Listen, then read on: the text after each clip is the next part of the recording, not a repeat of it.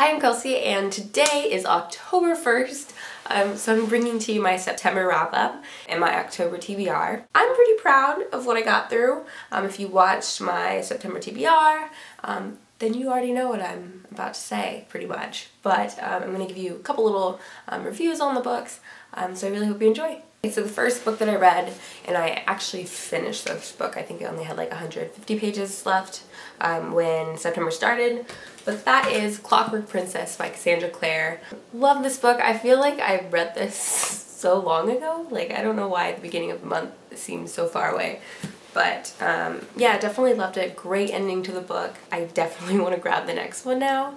I'm not going to say much about this since it is the third book in the series. But yeah, I would definitely recommend picking up the Infernal Devices series. And then the next book I read following that was The City of Heavenly Fire, also by Cassandra Clare, and this is the sixth book and the last book in the Mortal Instrument series. And I thought it was a pretty great end. I'm not going to mention what happens again because it's in the last book in the series, but I am a little bit upset about one of my favorite characters, and if you've read this, you might know what I'm talking about, but everyone seems to be really happy with what happened. I wasn't completely satisfied with how something turned out. But overall though, still love this book, super enjoyed it. The third book I read this month was Wonder by R.J. Palacio. I cannot tell you what happened to the physical copy.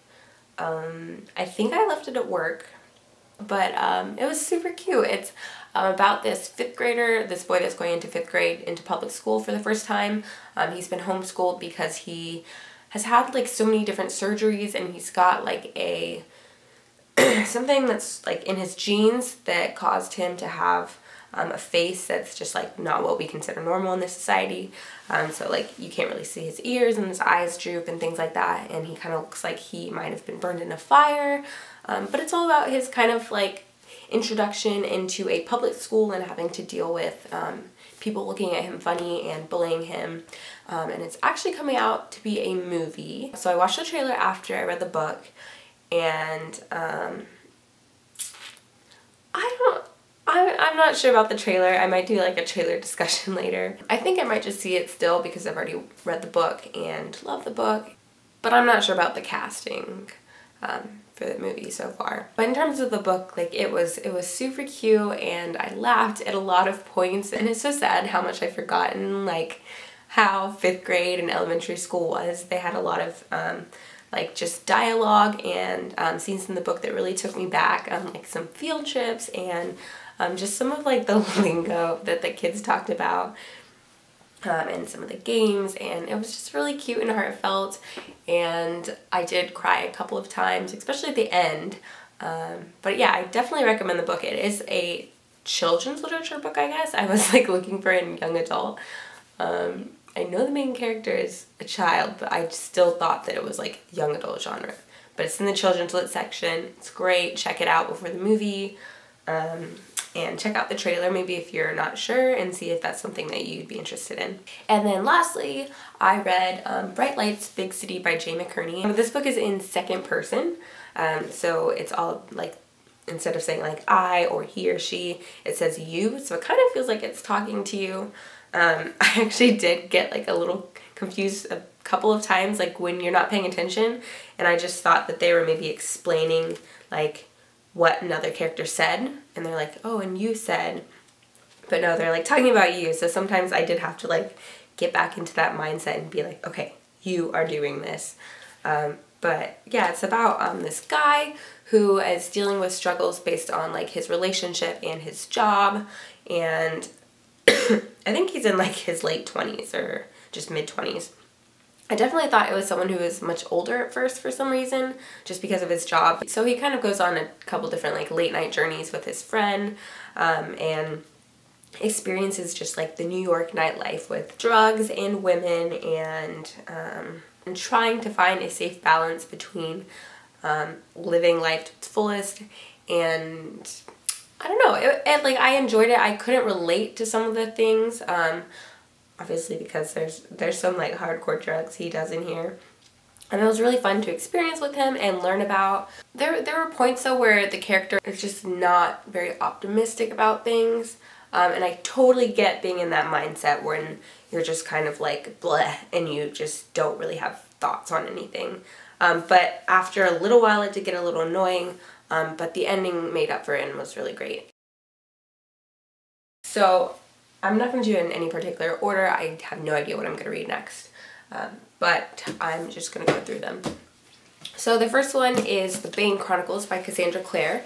I was going to leave out anything by Cassandra Clare this time, but because of the other choices I have, I'm not sure if I will love them, and I want something that I know I'll for sure enjoy, and Cassandra Clare never lets me down, so I think I am going to go ahead and pick up The Bane Chronicles and see what that's all about. The next one is also by Cassandra Clare, but this one doesn't really count because it's a manga, and that is the Infernal Devices Clockwork Angel manga. I'm assuming that there are 2 other ones maybe because there's 2 other books. I haven't actually looked it up, but I just thought it'd be like a fun short read, and I haven't read a manga in a while, except this one doesn't, it should open from this side, but it doesn't. It opens from the normal side, so that's kind of weird, but I just thought it'd be like a fun little thing to read and throw in this month. The next book is Bird by Anne Lamott, and this is, it's some instructions on writing in life, and I've read through this before. It's kind of like a memoir, but she's talking about just tips on writing, and I thought it was the perfect selection since NaNoWriMo is next month, and I am going to do a little video on NaNoWriMo, but I don't actually know what I'm going to talk about yet because I'm not even sure what I'm doing myself for NaNoWriMo, so it might just be a little chatty video, but I figured this would be perfect right before I got into NaNoWriMo. And then the next book I'm going to read is Night Film by Marisha Pessl, and I've actually started reading this book, I think back like in April or May, because I was going to read it for a reading project right before college ended, and I didn't finish it. And it's not that it's not good, like it's really good, and I know people love this book, so I'm kind of ashamed that I just stopped and didn't finish reading it. So there is a film director, something Cordova, and so the main character, Scott, is a journalist, and he just like became obsessed with Cordova, and so one day Cordova's daughter ends up dead, and it's ruled as a suicide, but he kind of like doesn't think so, so he decides to kind of like figure out what happens to this girl, and so he meets a bunch of different characters along the way that you know, have either known her or saw her, and he starts to piece together what happened. And it's a great film for the month of October. Like, it's supposed to be kind of scary and thriller-like,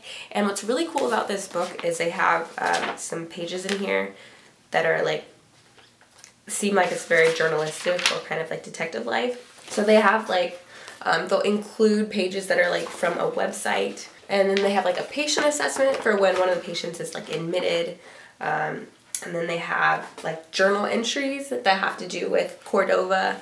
So it's really cool. Like it just seems kind of interactive. Like you're there too, trying to solve the mystery. I think I'm like 1/4 of the way, 1/3 of the way through. But I think this might be the one that I pick up and start first. And then lastly, I'm super excited about this one because I've never read Stephen King, and I feel like that is something that should be done at least once maybe, because he writes so many novels and he's gotten so many awards and people love him, and so I wanted to jump on that train, and I figured what better month than October. So I couldn't decide which book I wanted to read by him first. I figured I would look up some things, but the other day I went to the thrift store and I found a book by Stephen King, so I was like, I'm just gonna go with that one. I'm gonna go with the first one I see, and that is The Green Mile by Stephen King. And I've heard that this is also a movie with Tom Hanks, and people love the movie, and when I like checked out, someone was like, oh, that's great, and the other day someone brought it up as well, so I'm like, this is a sign, I should just read it, and I hope I'll enjoy it. But let me just read the synopsis, because I'm not for sure what this is about. But it says, welcome to Cold Mountain Penitentiary, home to the Depression. Worn men of E Block, convicted killers all, each await his turn to walk the Green Mile, keeping a date with Old Sparky, Cold Mountain's electric chair.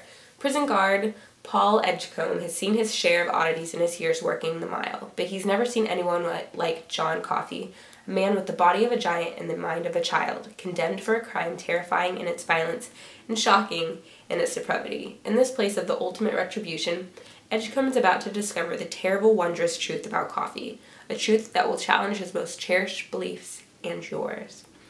So I don't think, it's not like a fantasy horror, and I think he has a couple of those.